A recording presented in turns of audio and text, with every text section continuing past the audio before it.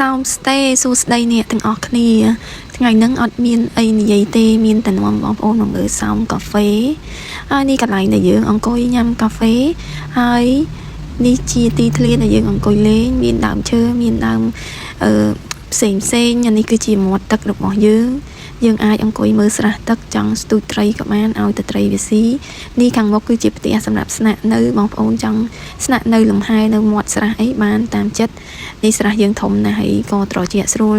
នេះគឺជាក្នុងហាងរបស់យើងអង្គុយលេងញ៉ាំបាយអង្គុយចុចទូរស័ព្ទលេង Wi-Fi អីតាមអំពើចិត្តនេះសំខាន់គឺជាដើមផាសិនយៈរបស់យើងវាធំហើយក៏វាចាប់ផ្ដើមចេញក្តឹបផាសិនដែរបងប្អូនចង់មកមើលផាសិនយៈដែរមិនដែលស្គាល់នេះអាចមកលេងនៅ Sound Stay បាននេះគឺជាផ្ការបស់វានេះវាកំពុងតែបែកមេឃធៀងហើយនេះជាផ្កាវាចេញផ្លែមកលើហើយ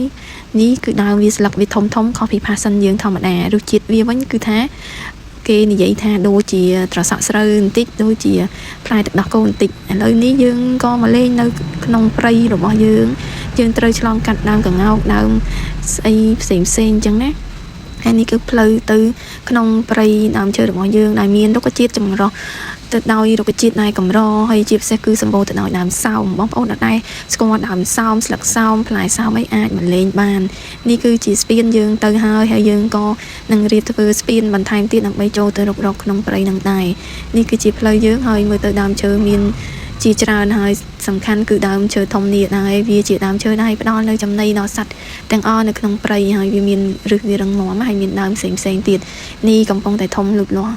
ច្រើនហើយយើងក៏ថែរក្សាដើមឈើទាំងអស់នេះឲ្យវាគង់វង្សអញ្ចឹងបងប្អូនសូមជួយថែរក្សាអនាម័យនៅក្នុង